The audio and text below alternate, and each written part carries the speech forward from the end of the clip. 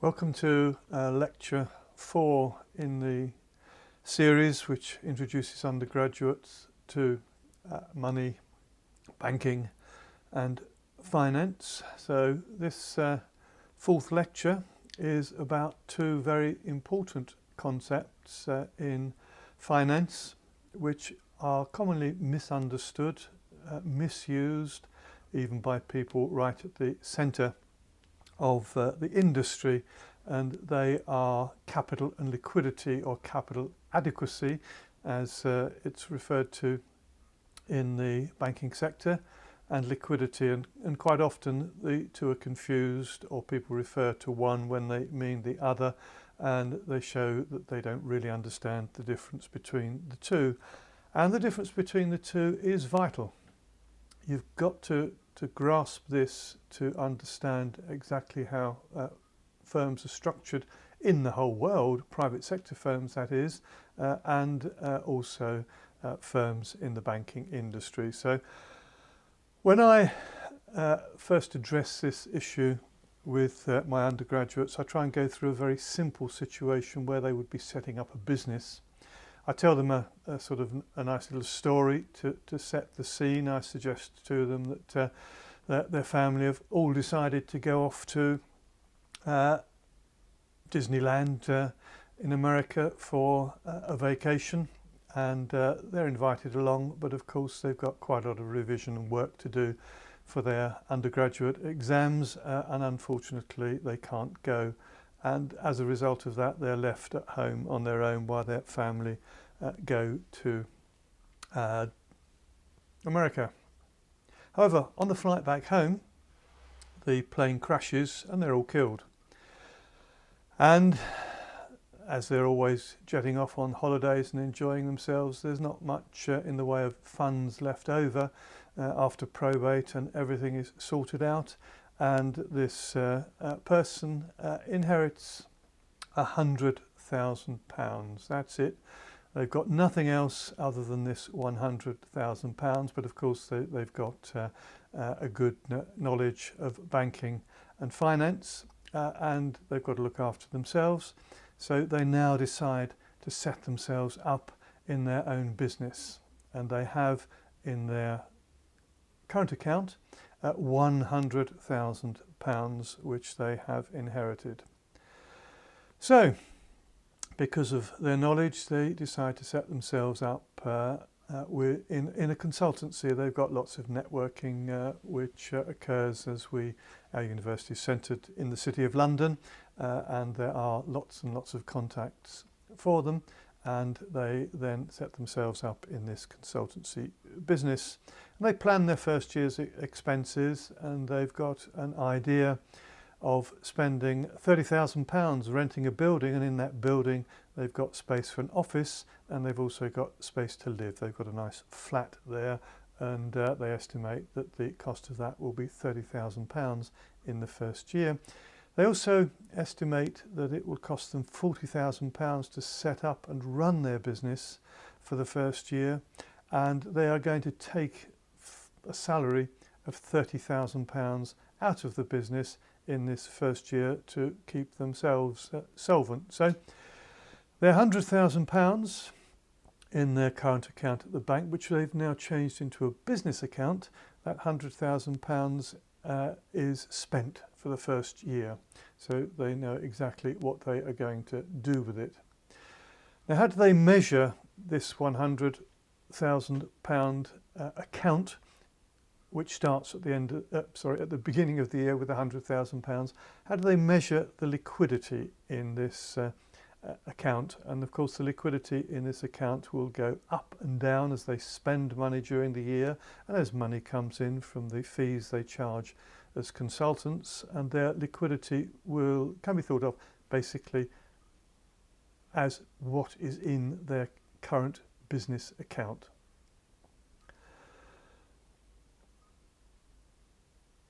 How much capital do they have in their business at the beginning of year one? There's a temptation to go 100,000, but that's wrong. That's all earmarked for expenditure during the first year? The answer is nothing. They have no capital at all in their business in the first year. All they have is liquid funds available to set up their business.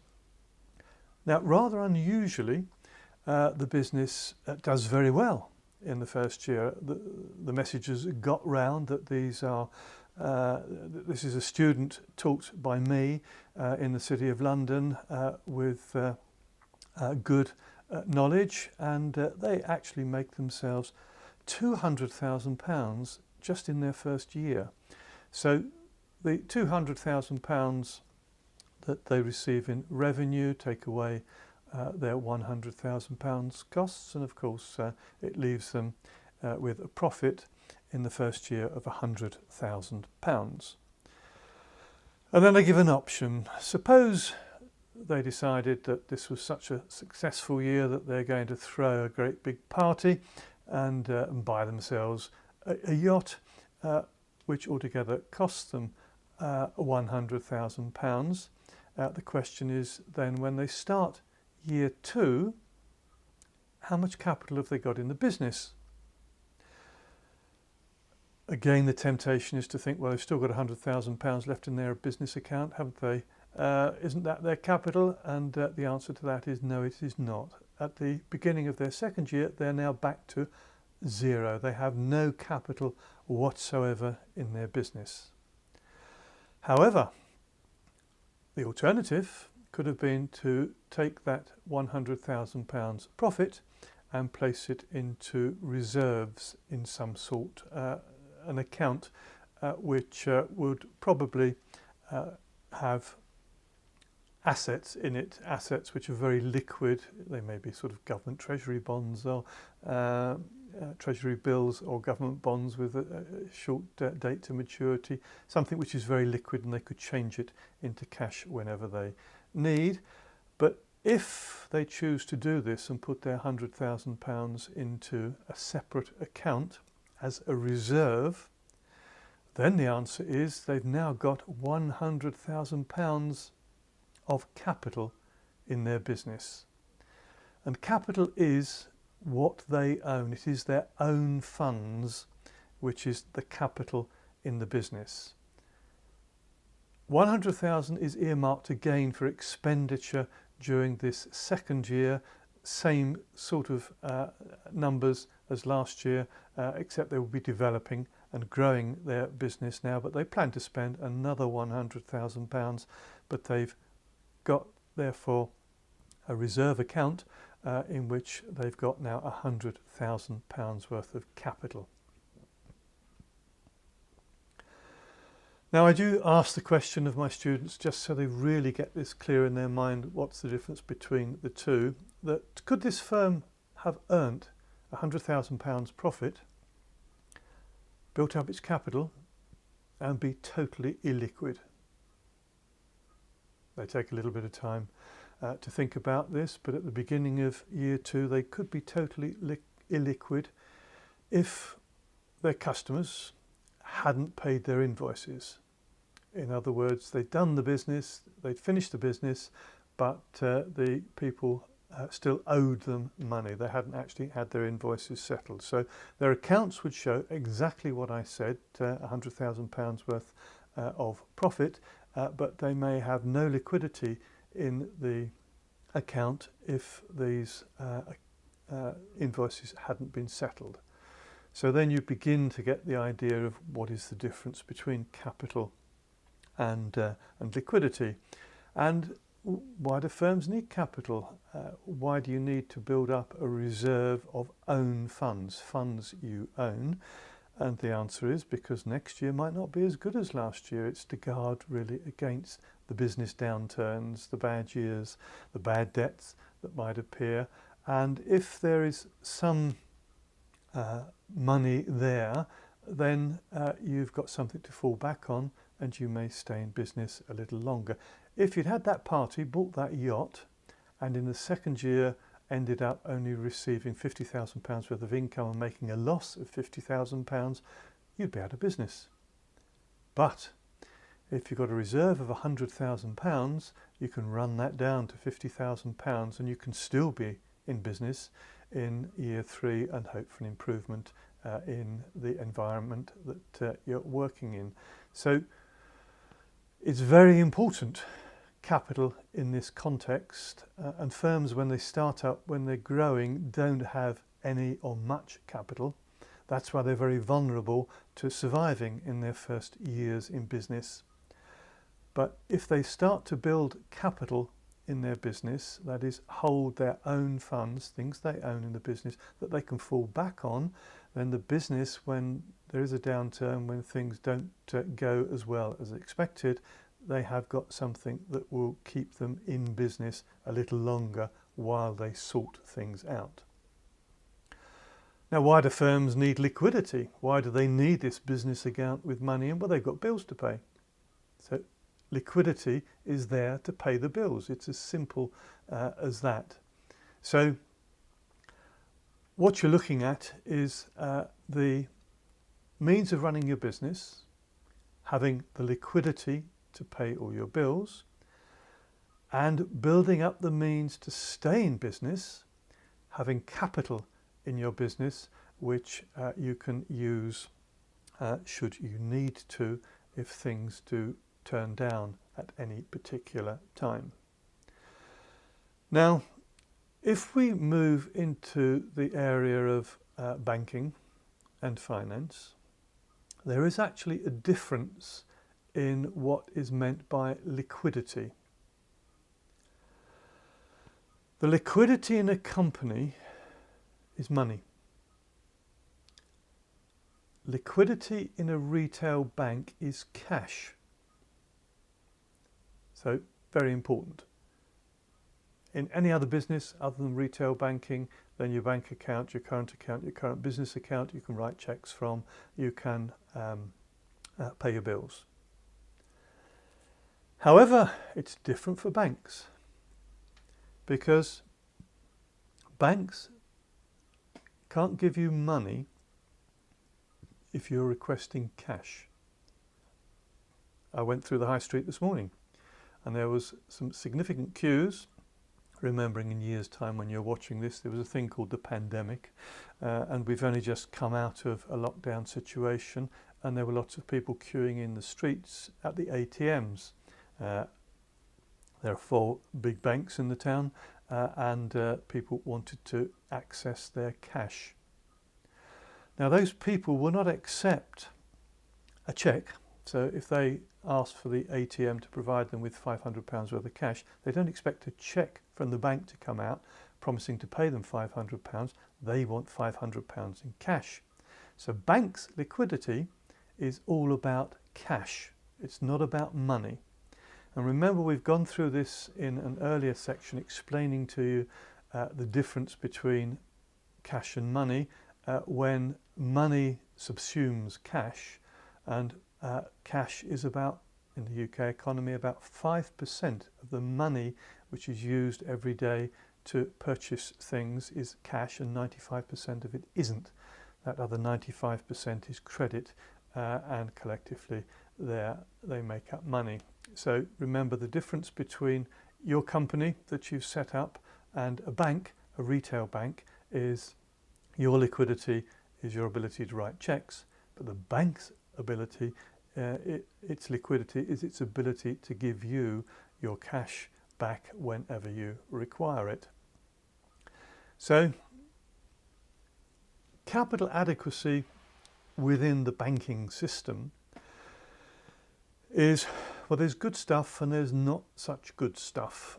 So there's good capital and supplementary capital, which I'll mention in a little bit later on, which is not quite such good stuff. But if the good stuff, the capital adequacy in the banking system, is shareholder funds and reserves. So shareholder funds you can think of as the profits that were made this year and are awaiting distribution to shareholders or not. And the reserves that have been built up over the years, often by not using all of your profits to distribute in the form of dividends. Another question I just ask is, of my students, how could you actually increase the capital in the business, taking into account shareholder funds? And of course the answer to that is don't give the shareholders anything.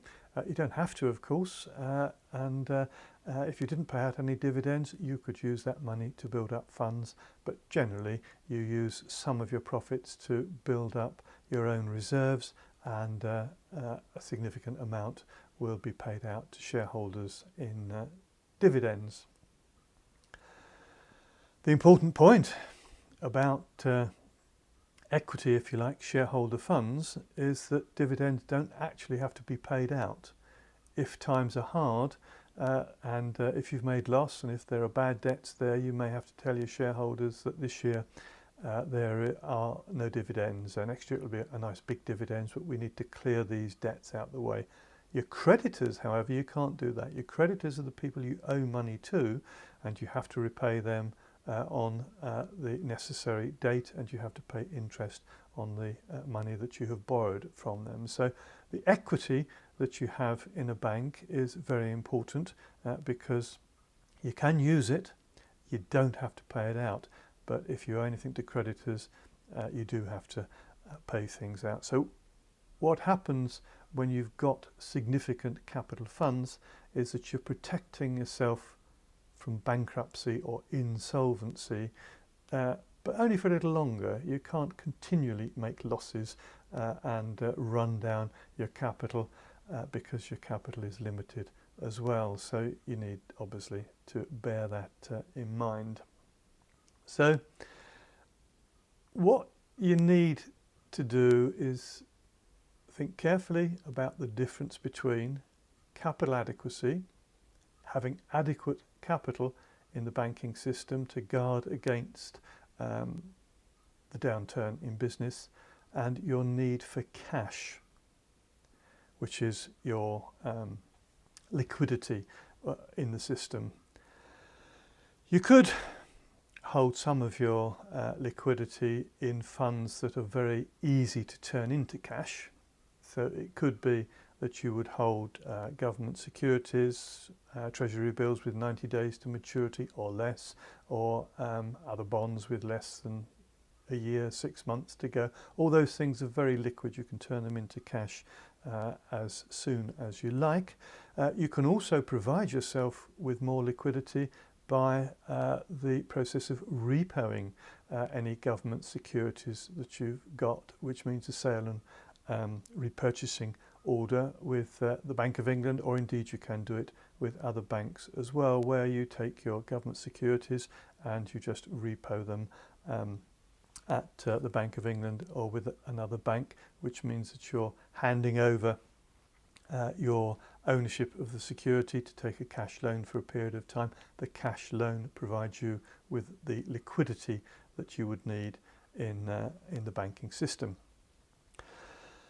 Now, there are lots of rules and regulations that you need to understand in banking and finance about the capital and liquidity that should be held by banks, particularly retail banks. So ask yourself the question, is there actually any need to have capital rules and regulations and liquidity rules and regulations? The answer is actually no. There's no need to have rules here. Think of yourself going back to your own business, which you'd set up after the demise of your family. The business that you set up, if you don't provide yourself with rules, self-imposed rules, then you don't protect your business, you go out of business. So in the private sector of the economy, in the capitalist sector of the economy, firms are aware of both of these things. They've got to pay their bills, so they need, often referred to as their cash flow, they need to have cash available to them which they can use to pay their bills, and they also need to have capital available which they can fall back on during a period of time when things are not going as well as you would like them to be. So there isn't actually a need to have rules about liquidity and capital. It's just good business to know what your capital requirements should be, to know what your liquidity requirements should be every year. The problem, however, in banking is that it is thought that rules and regulations are actually advisable. And if you just sort of look back over the history of banking, you might see why, because you remember when we mentioned goldsmiths and how goldsmiths realised that they could set themselves up as banks using their gold deposits as a base for lending, and that people were happy to use pieces of paper which said they owned gold rather than the gold itself, so they could issue more notes than they actually had for gold. And when you look at it, you go, this is a great idea.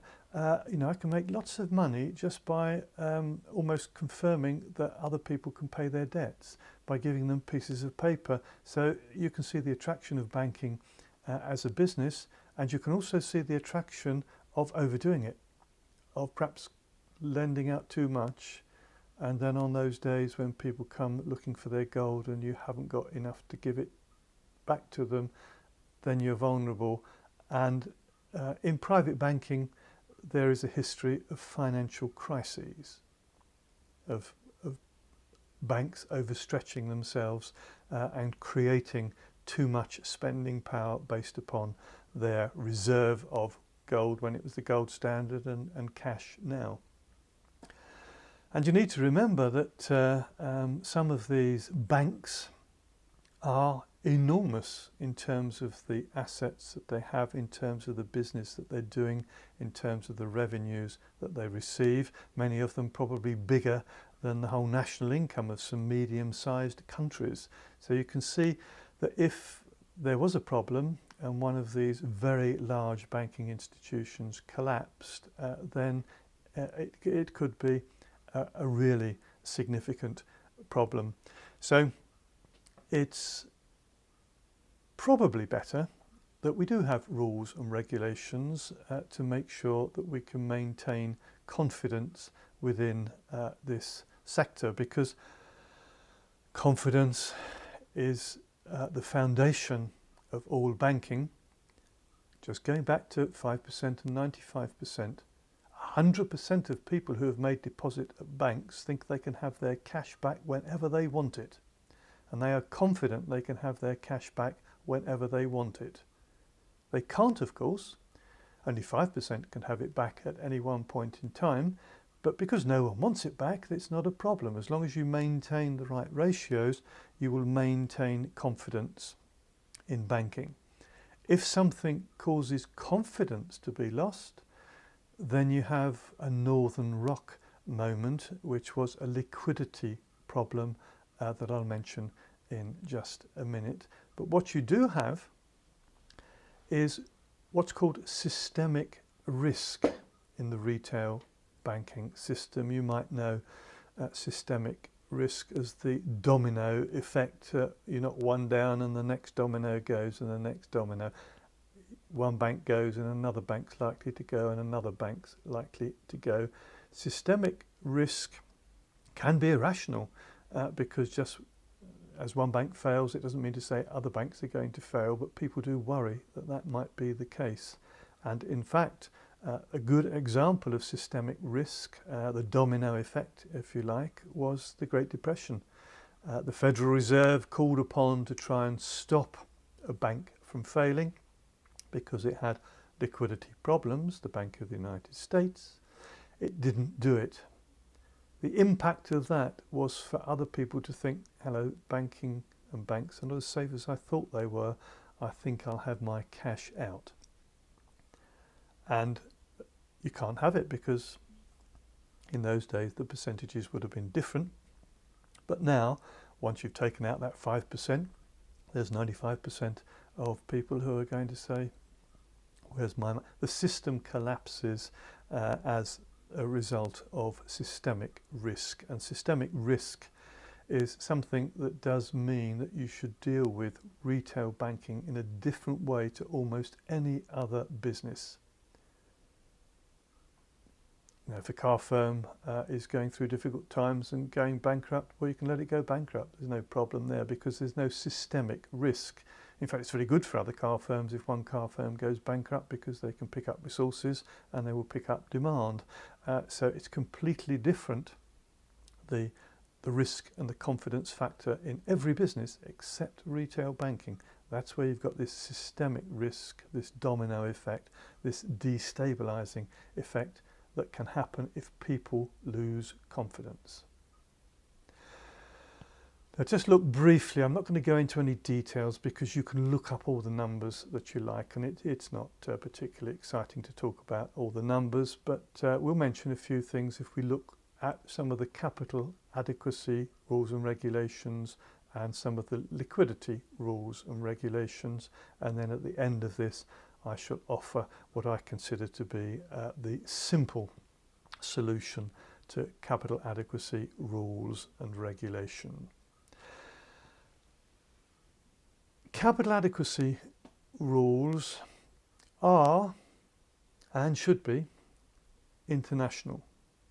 They should apply to the banking sector as a whole, because if the same rules don't apply to all banks throughout the world, you would not have your level playing field for competition, and the banks that are most efficient would not be seen to be the most efficient, and those that are inefficient would be saved by changing certain rules. So I like the idea of an international organisation setting out capital adequacy rules. And there is such a thing. There's the Bank of International Settlements, and the Bank of International Settlements through its Basel committees sets out rules for maintaining solvency in the banking sector throughout the world. And we've got Basel I, Basel II, Basel III and Basel IV, whereby the common denominator through this is 8%, if you like, the solvency ratio that banks have been asked to hold, which is the ratio of capital against the total assets of the business. That 8% number applies throughout, but there's been some changes in the structure of that 8%, because if we go right back to Basel I, the 8% solvency ratio only had what I would consider to be 4% of good capital. It had shareholder funds and reserves were 4%, and then there was another 4% of supplementary capital, subordinated debt, and things that are not what I would consider to be own funds, which is how we defined our capital. And Basel II kept that, but it introduced some more risk sensitive situations for banks who were making riskier or less risky loans. Basel III actually increased the 4% of good stuff to 6%. We've still got 8% as the solvency ratio, but 6% of it is now good stuff. And then Basel IV changed things slightly. There has been EU directives which have tried to change the rules regarding capital adequacy, and then there have been individual central banks, like the Bank of England has counter-cyclical capital buffers that it's imposed on banks to try and shore them up and make sure that we don't have another banking crisis as we did after the last global financial crisis.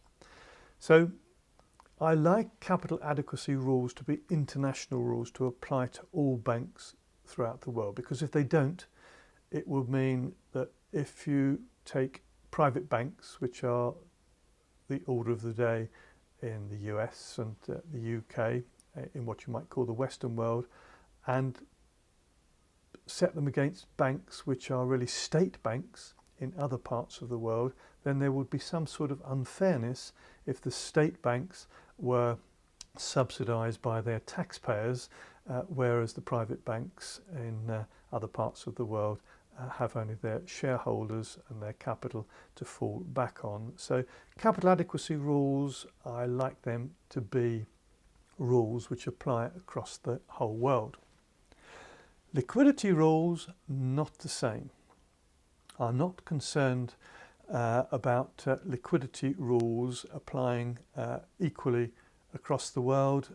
They can vary from country to country. In fact, they need to vary from country to country because there are some countries that do like to use cash, and there are other countries that don't like to use cash, and things change over time. Again, as we go through the lockdown and the pandemic in the UK, people have been using less and less cash because it's thought to be a way that you could possibly pass on the infection. So people are tapping their cards and very little cash is used by some people, but there's still, as I pointed out with my queue in the high street today, lots of people who still do prefer to use their cash, but things are changing.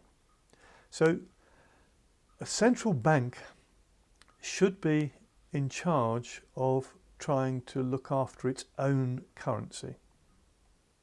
It is there to provide liquidity for the dollar, for the sterling, for whatever currency we're talking about, and that is their rules, and if they find it's better and safer to do that with this rule or that rule, that's fine by me. We had clear liquidity rules in the past. So again, if you go back 60 years or so, then all banks in the UK had to hold 8% of all of their assets in the form of cash. Simple 8% liquidity rule, nice and easy. Everyone could follow that rule. Some people didn't need, in the situation they found themselves in, to hold as much cash as that, and it varied from one part of the country to another part of the country. There are certain, usually richer areas, which were quite happy not to carry too much cash around and used much less cash. In fact, I don't think the Queen ever used any cash, did she? And other parts, often poorer parts of the country, where cash was in demand. People received their wage packet at the end of a week and wanted to take it almost out immediately in terms of cash for the weekend. So 8% across the whole country wasn't great, but it was a simple rule that everyone could follow. We did in the early 70s, however, change it into something slightly different. So liquidity rules were based upon a 12.5% eligible reserve asset ratio, where actually these eligible reserve assets didn't actually have cash in it. They were all things that were very close to cash. Things like treasury bills with 90 days to maturity. Things like government bonds with less than a year to maturity. Banks had to hold these as a base for the assets that they had created through their loans to customers. So we've had rules in the past which were clear, and then we've had rules that have changed slightly. And the global financial crisis of 2007 and 2008 was the catalyst for further changes in liquidity rules, because it showed what the problems were. And we'd had a Northern Rock moment just before the real global financial crisis, but it is a really good example of why you need liquidity. Because in Northern Rock's case, they had a growth model which accelerated the growth of their company quickly, and it was basically they would give anyone who wanted a mortgage, who was sound, they would give them a mortgage. And if they found themselves short of liquidity, they would just bundle up a number of mortgage into a securitized asset, and they would sell it to somebody else to provide themselves with the liquidity they need to carry on growing as a company and issuing mortgages. And at their peak, they were actually offering 4 out of every 5 mortgages, but they were doing it in a way which was reasonably sound, but for the fact there was a slight mismatch in as much as they didn't know how many people were going to come in today and want mortgages, or this week and want mortgages, and if they were all sound they were going to agree yes. But bundling up securities and selling them on to other people takes a little bit more time. So there's often a mismatch between the cash coming back from securitization and the cash that they needed to back up the business that was growing. Under those circumstances, they had no problem. They would go to the interbank market and they would borrow cash from that market. That would see them through. But as we get closer to the global financial crisis and banks are getting worried and central banks are getting worried about what's going on, and certainly banks were worried or jealous about Northern Rock's expansion policy, I don't know. Northern Rock found it more and more difficult to borrow on this market. The result was that eventually it went to the Bank of England and needed cash. It had a liquidity problem as it had this mismatch.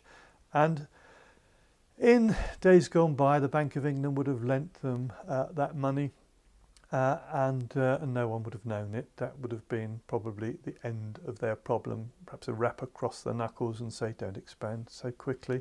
Do be a little bit more careful about what you're doing. But now, because of new rules at the time, I think they came from the EU as well, we wanted everything to be transparent.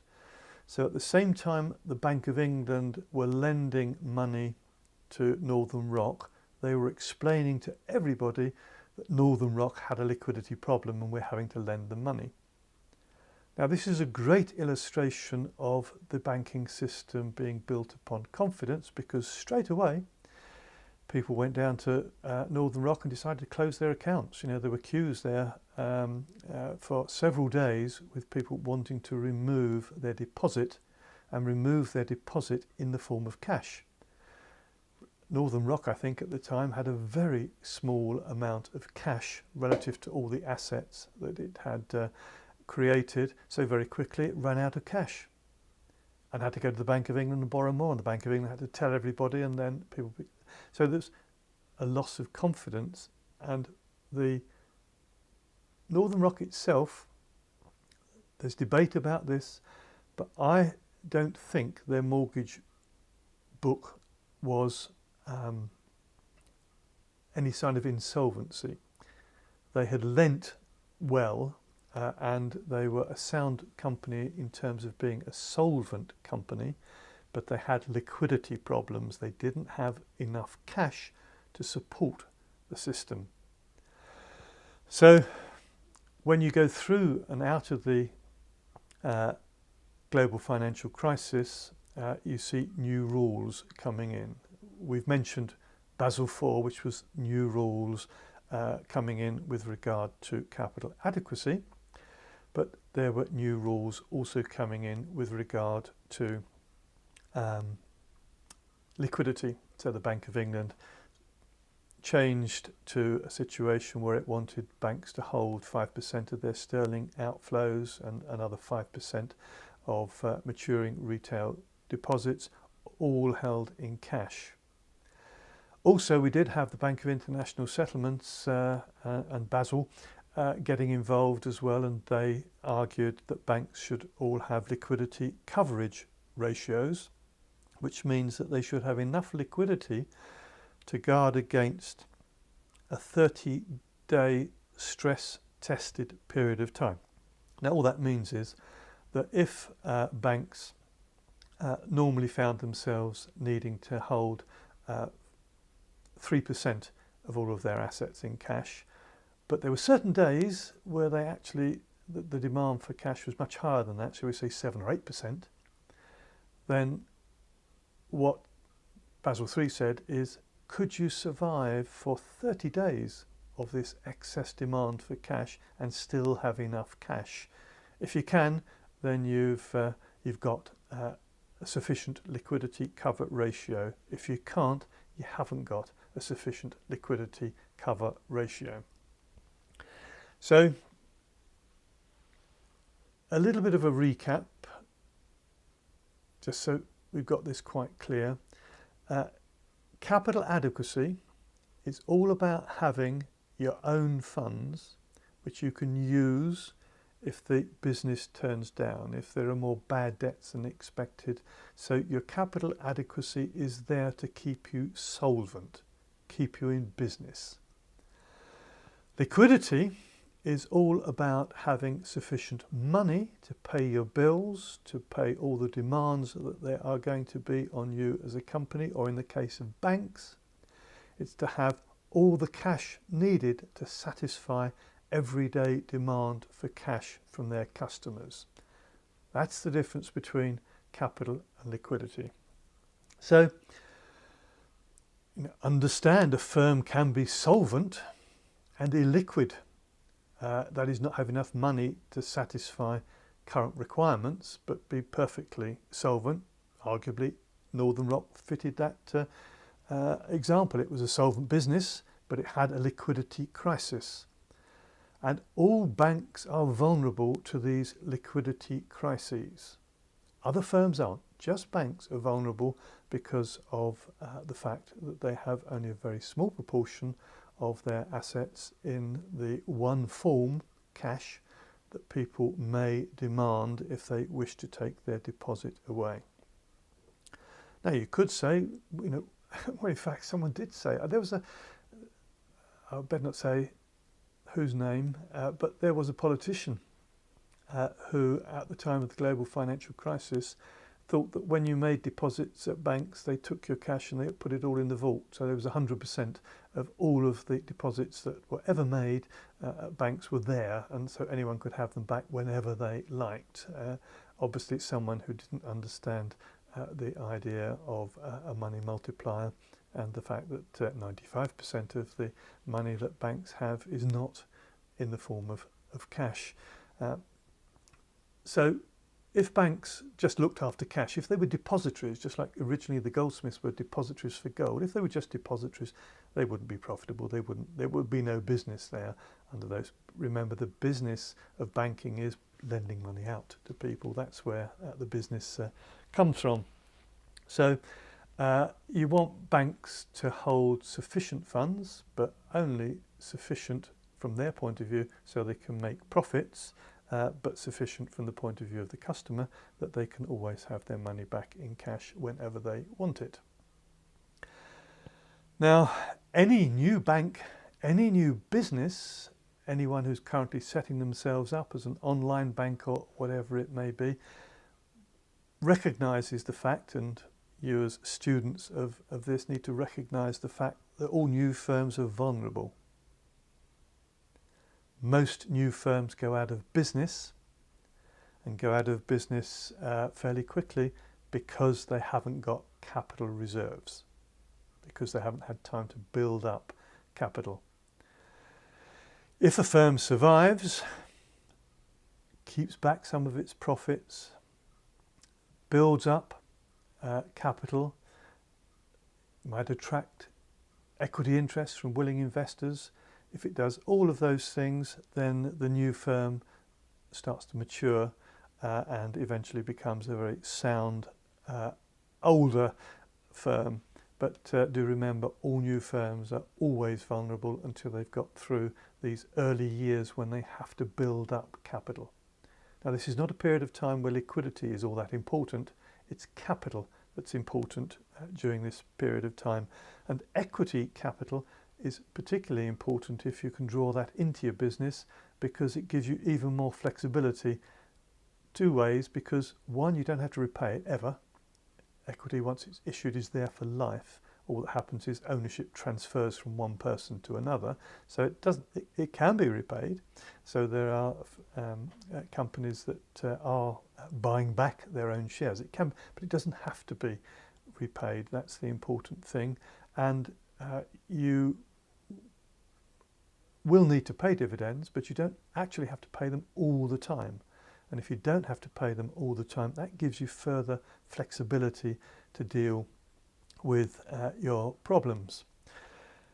So a bank's equity and its reserves, its core capital, is very important to the bank, and it does protect itself through the bad times and into the good times. But always remember that capital doesn't protect you indefinitely. It's always a time limited thing. It protects you for a period of time, but at the end of the day, the money does all run out. So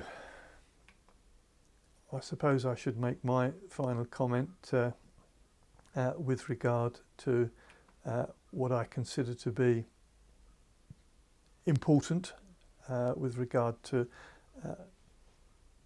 this situation, and it's,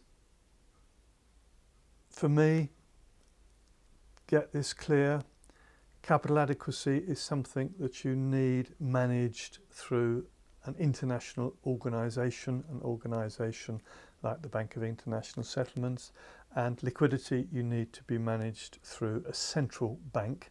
And central banks usually act firstly, as far as liquidity is concerned, in providing cash on demand from the banking system and acting as lender of last resort and setting relevant liquidity rules and ratios. So what I would want is an international committee which doesn't manage liquidity, so I don't really want liquidity coverage ratios coming out of the Bank of International Settlements. That's all central bank stuff. What I do want is the Bank of International Settlements to deal only with capital. Is there too much regulation around at the moment? Too much regulation in the system?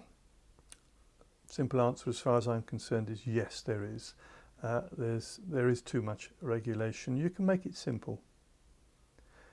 You can make it so simple that Basel does nothing other than set a minimum solvency rule that all banks have to follow worldwide.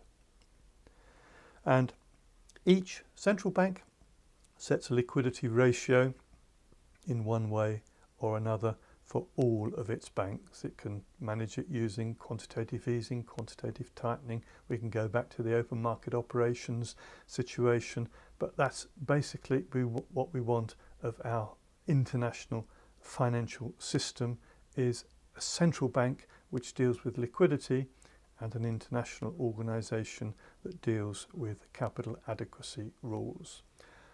I hope that has made sense to you, and do think it through very carefully. And those of you who've never quite been sure whether something was capital or whether it was liquid or capital adequacy or liquidity, hopefully you will now understand the difference between the two, and life should be a lot easier when, one, you're doing exams, two, you're talking to other people, and when you're thinking of how this develops further in more complex parts of the course.